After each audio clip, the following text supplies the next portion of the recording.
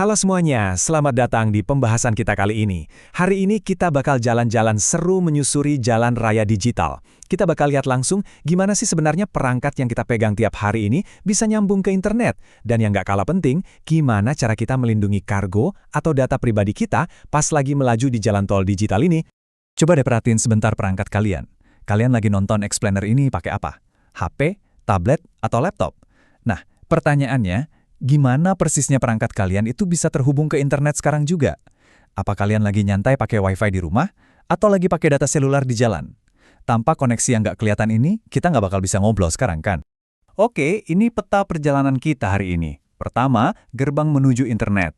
Terus, teknologi nirkabel. Habis itu kita bahas cara menyulap ponsel menjadi modem.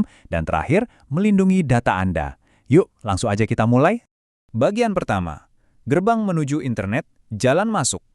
Ibaratnya nih, buat masuk ke jalan tol internet, kita harus bayar tiket tol dulu ke penyedia layanan. Di Indonesia, gerbang ini disediain sama Internet Service Provider atau ISP kayak IndiHome dan Biznet buat koneksi rumah. Kalau di HP, kalian pastinya pakai operator seluler kayak Telkomsel atau XL Axiata.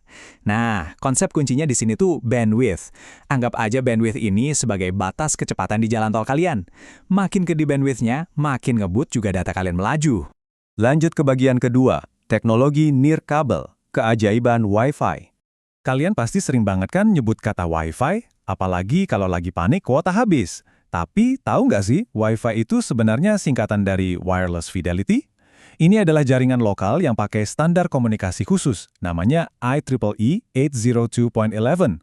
Agak teknis ya namanya, tapi coba bayangin access point Wi-Fi itu kayak sebuah halte bus. Perangkat kalian harus ada di sekitar halte itu biar bisa naik dan nyambung ke jaringan besar internet.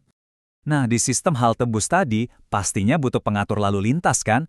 Disinilah router beraksi. Router ini tugasnya nerusin paket data antar jaringan biar ndak tabrakan satu sama lain. Terus kalau istilah hotspot, itu merujuk ke lokasi fisiknya, tempat di mana kalian bisa duduk, dapat sinyal Wi-Fi, dan asyik internetan. Ya, biasanya sambil minum es kopi yang harganya lumayan mahal itu.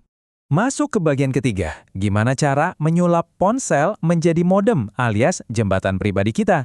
Coba bayangin HP kalian ditaruh di tengah meja, terus dia mencerin sinyal ke laptop dan tablet teman-teman di sekitar kalian. Ini nih yang namanya tethering. Karena HP zaman sekarang udah punya chip Wi-Fi di dalamnya, kita bisa nyulap HP itu jadi router portable atau semacam jembatan digital pribadi. Istilah teknis yang lumayan sering dipakai buat proses ini tuh Phone as Modem atau disingkat PAM. Terus gimana langkah-langkah bikinnya?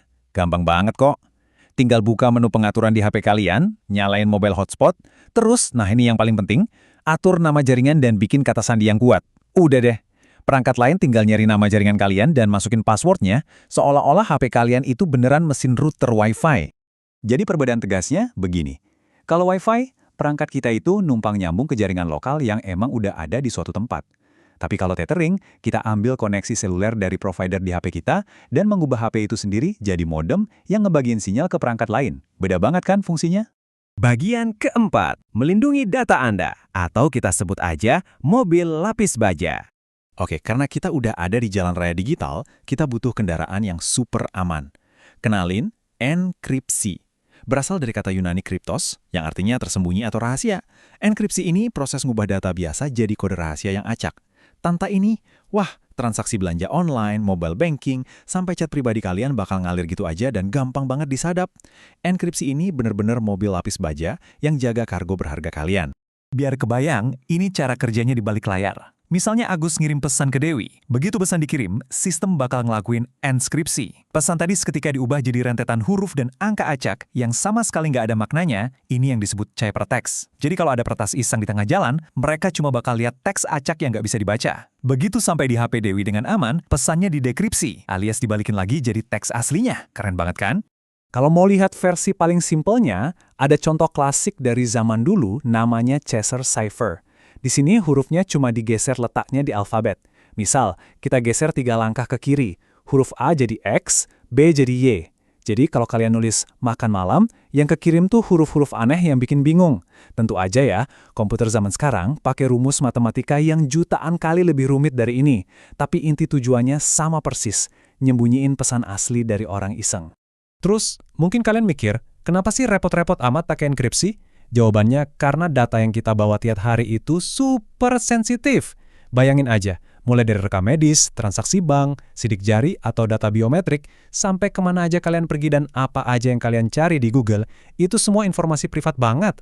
Kalau sampai jatuh ke tangan yang salah, dampaknya bisa benar-benar merugikan. Makanya, perlindungan data itu mutlak banget buat mencegah kejahatan siber yang makin hari makin canggih. Bisnis dan aplikasi yang kita pakai punya tanggung jawab buat ngelindungin data ini. Tapi ingat, kita sebagai pengguna juga harus pinter dan gak ceroboh. Misalnya, jangan asal nyambung ke wifi publik sembarangan buat buka m-banking. Bahaya tuh. Jadi, setelah kita ngobrol soal cara kita nyambung ke internet pakai Wi-Fi atau tethering, dan gimana enkripsi melindungi rahasia kita, ada satu pertanyaan penting buat direnungin. Di dunia digital yang serba terbuka ini, seberapa aman sih rahasia kalian? Udahkah kalian pakai kata sandi yang kuat dan sadar akan pentingnya enkripsi? Jalan raya digital memang ngasih kemudahan yang nggak terbatas. Tapi ingat, keamanan data itu pada akhirnya bergantung sama kewaspadaan kita sendiri. Tetap aman di jalan raya digital, dan sampai jumpa di pembahasan kita berikutnya.